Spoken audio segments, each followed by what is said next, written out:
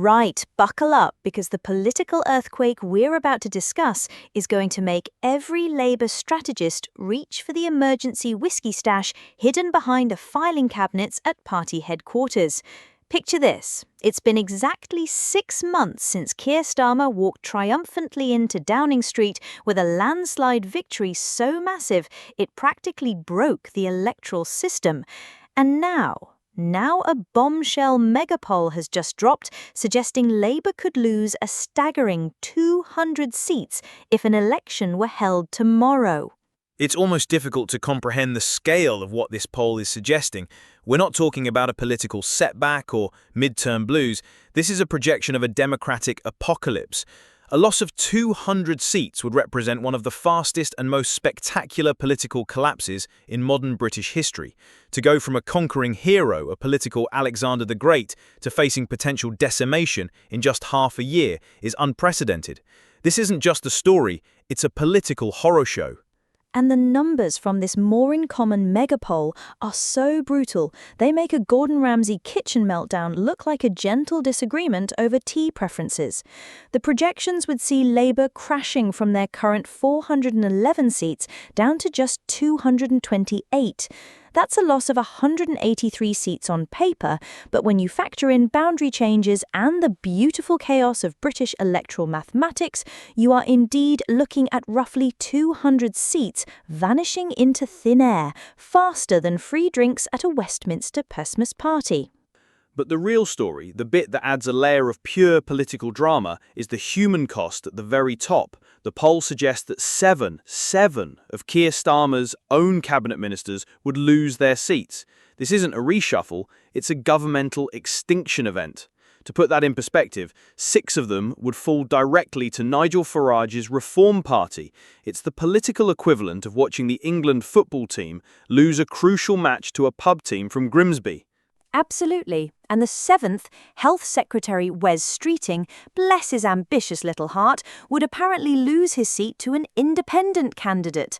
Can you imagine being Wes Streeting right now? You've spent months on the front lines, defending controversial NHS reforms, battling waiting lists, trying to convince the nation that Labour has a plan for healthcare, only to discover that your own constituents would rather vote for literally anyone else.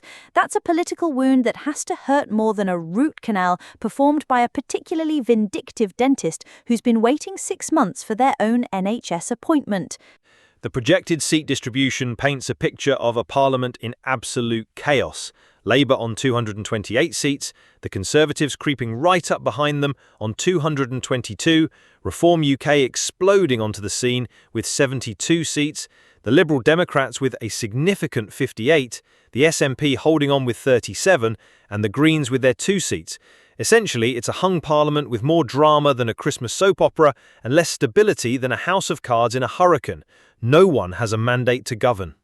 And let's talk about Reform UK for a moment, because Nigel Farage must be absolutely beside himself with glee. Going from 0 seats to a projected 72 is the kind of political surge that makes tsunami warnings look understated.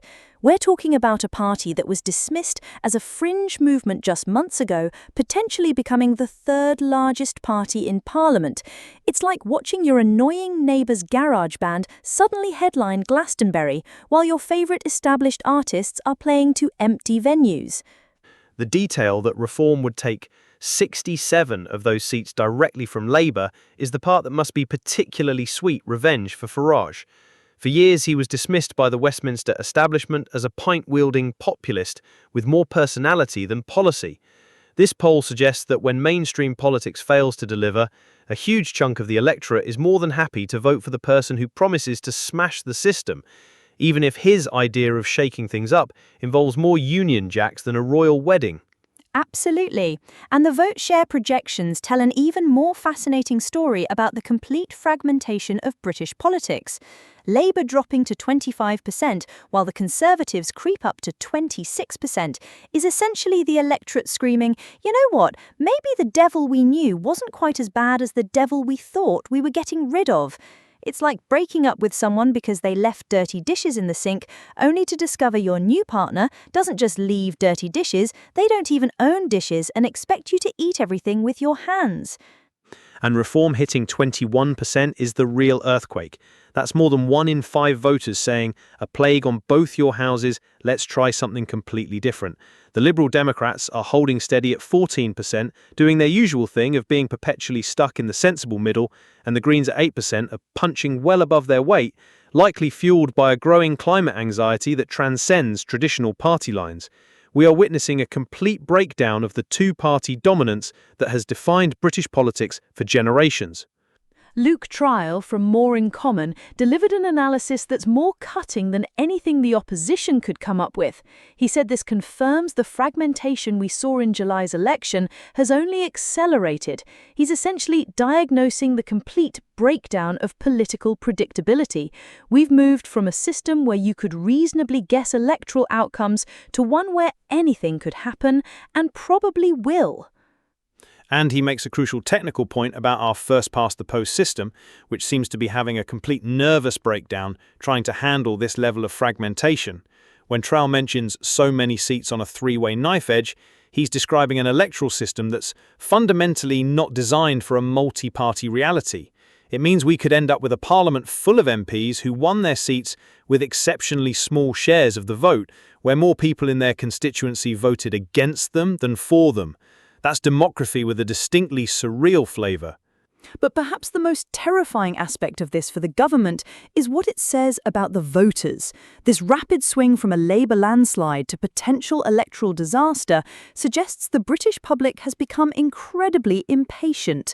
The honeymoon period for a new government is dead. There's no time to settle in. Voters expect immediate results, and when they don't get them, they are perfectly willing to throw you out faster than a bouncer ejecting a troublemaker from a nightclub. It creates an almost impossible governing environment. Politicians are expected to deliver instant gratification while also making difficult long-term decisions that might not pay off for years. The tragedy for Labour is that they had all the tools for success, a massive mandate, a demoralised opposition, and a reservoir of public goodwill. Yet this poll suggests they've squandered that political capital through a series of decisions that seem almost perfectly designed to alienate their own supporters while failing to win over anyone new. So looking ahead, is this just a temporary blip caused by new government growing pains, or are we witnessing the permanent collapse of the old political order? This chaos might actually be what British politics needs. Sometimes a system has to break down completely before it can be rebuilt in a way that truly serves the people. That is the multi-billion-dollar question. Is this the messy, chaotic birth of a new kind of multi-party democracy that's more responsive to what people actually want, or is it simply a recipe for governmental paralysis? The old rules have been thrown out of the window, and no one is quite sure what the new rules are.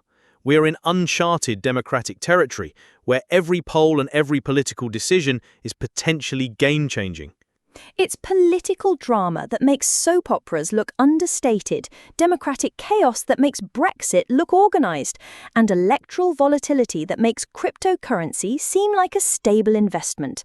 The ultimate question is, can Labour stop this political hemorrhaging, or is this the new reality? And it's a reality we will be tracking every step of the way. The next few months are going to be absolutely critical, not just for the Labour Party, but for the future of the entire British political landscape. Exactly. If you want to stay ahead of what is shaping up to be the most unpredictable period in modern British politics, make sure you smash that like button and subscribe to our channel, Alert View. Trust us, if these polling numbers are even half right, the political ride is just getting started.